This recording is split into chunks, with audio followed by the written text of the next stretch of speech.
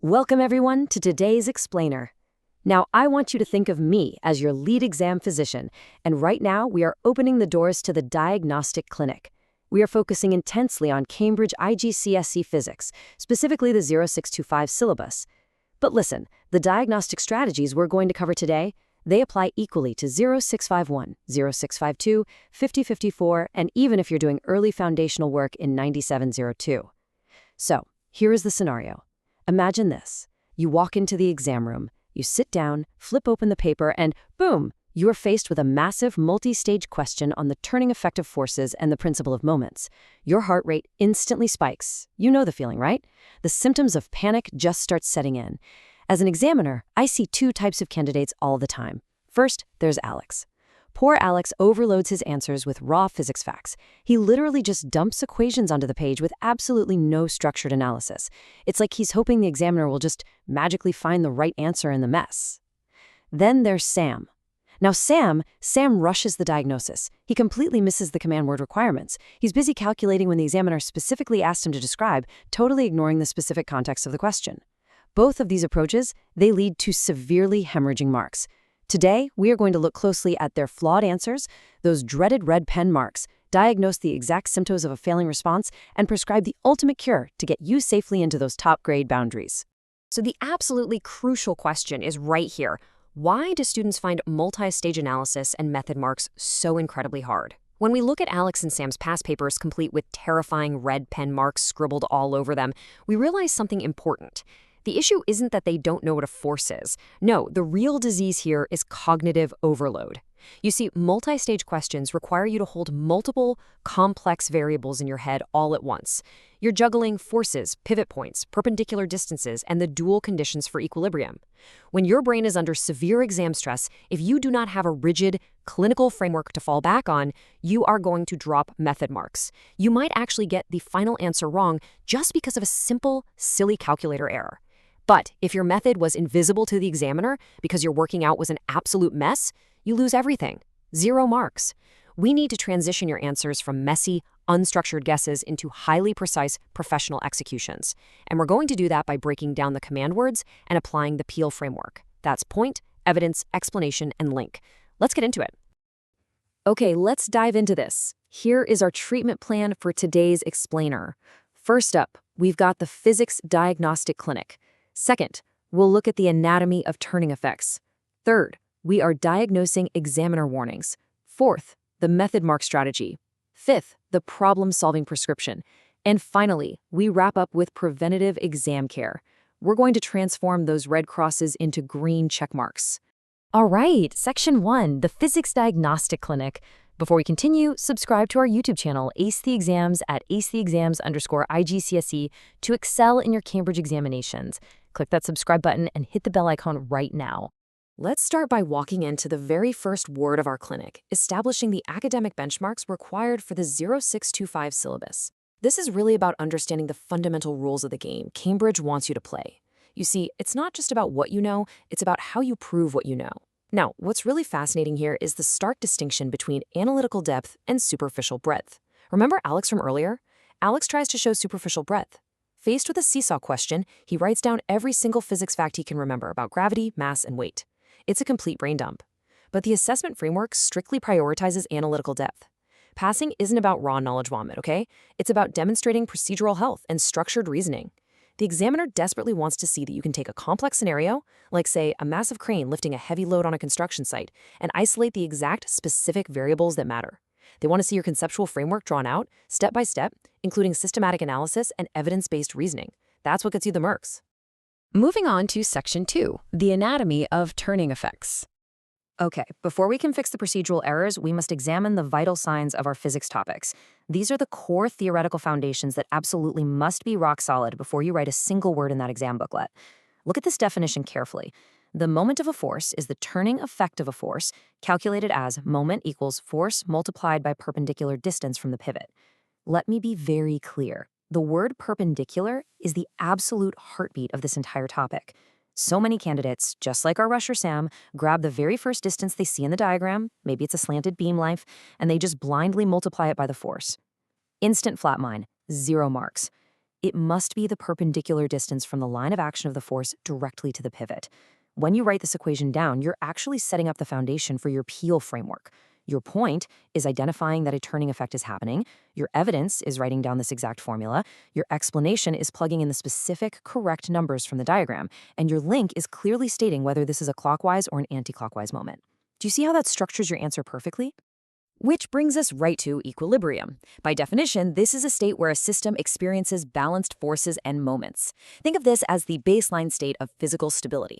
It's a perfectly healthy patient. Everything is in absolute harmony. But listen to me, in an exam context, simply writing down "it's balanced" is a superficial, low-tier answer.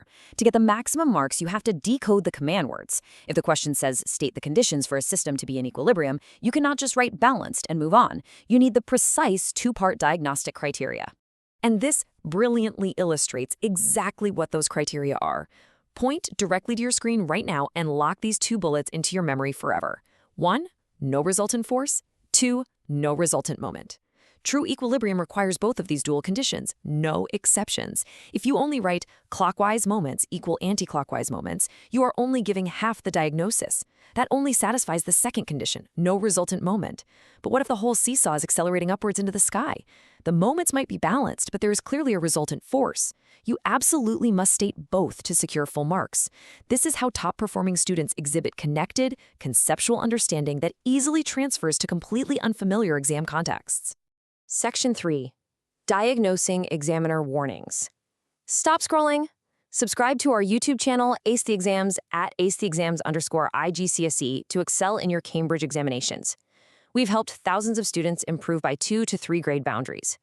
Join them right now by subscribing to @acetheexams_IGCSE and turn on all notifications so you never miss our weekly exam strategy sessions. All right, now we transition into the most critical part of our clinic today, the interactive workshop. We are going to look at the specific symptoms of lost marks based directly on the Cambridge Principal Examiner reports. Think of these as the autopsies of thousands of failed exam papers. Let's do our first challenge right now, a data scan. Imagine a complex physics chart on the screen right now. I'm putting a 60-second visual countdown timer in your head. Can you extract the core trend? Here are the top 3 diseases that candidates suffer from during multi-stage analysis questions.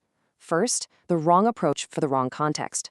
This is when you use kinematics equations in a moments question just because you saw a mass moving. Total misdiagnosis. Second, forgetting to check format and presentation.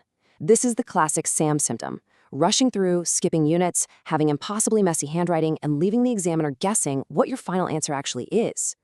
Third, answers not specific to the context given. If the question is about a spanner tightening a nut and your answer talks vaguely about the object and the thing turning, you will lose marks. You must use the vocabulary provided in the diagram. And this brilliantly illustrates our biggest red flag. This is a direct examiner alert. Let's do challenge 2, find the flaw.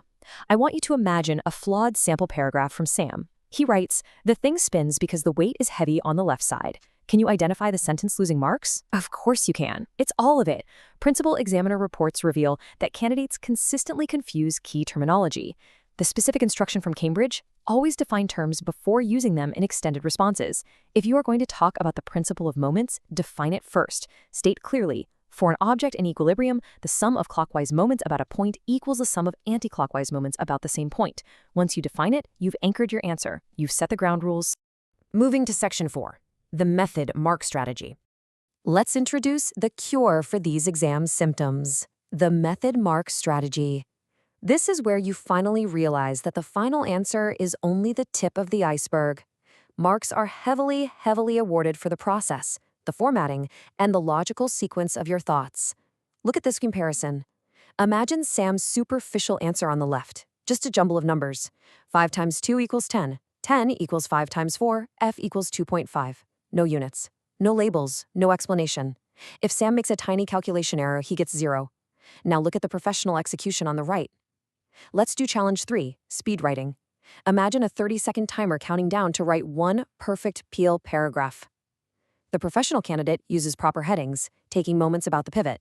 They use correct terminology. Sum of clockwise moments equals sum of anti-clockwise moments. They use appropriate formats, stacking their equations vertically so the examiner can effortlessly follow the logic. And they use clear annotation, including the unit newtons for force and newton meters for moments. Even if this professional candidate messes up the final arithmetic, the examiner can clearly see the underlying physics framework and will award generous method marks. That is how you turn a failing answer into a guaranteed high-scoring one. Section 5. The problem-solving prescription. So how do we force our brains to execute professionally under severe time pressure? We shift to the exact procedural sequence candidates must follow to conquer complex turning effect problems. I call this the physics success blueprint, or the problem-solving prescription. Let's guide you step by step through this framework. First, deconstruct the question. This is rule number 1, command words decoding. Underline the command words. Are you being asked to calculate, derive, or explain? Second, break the scenario into logical steps. Identify the pivot. Identify all clockwise forces. Identify all anti-clockwise forces. Third, solve systematically with clear notation. This is rule number 3, the time management matrix. Allocate 1 minute per mark. If it's a 4-mark question, spend 1 minute deconstructing, 2 minutes solving, and 1 minute checking. Fourth, check for reasonableness. Does a resultant force of 2 million newtons make sense for a child sitting on a playground seesaw? Obviously not. Catch your own errors before the examiner does. Fifth, make justified recommendations or conclusions based on your mathematical evidence. This 5-step deconstruct, solve, evaluate cycle is the ultimate prescription for absolute exam success. Now, to help you rapidly deploy this prescription in the exam hall, we need a cognitive shortcut. What's really interesting about this strategy is the concept of a memory hack. When the pressure is on, you need to retain the complex causal relationships and syllabus cross-topics without panicking. Let's build an integrated mental checklist right now. Here are the essential factors that must be bundled into your memory hack for rapid recall. Force magnitude, perpendicular distance from pivot, 0 resultant force, and 0 resultant moment. Let's call it the FPZZ checklist. Force, perpendicular, 0, 0. FPZZ. The next time you see a bridge, a crane, or a balancing beam in an exam paper, your brain should immediately flash FPZZ. Have I identified all the forces? Have I found the perfectly perpendicular distances?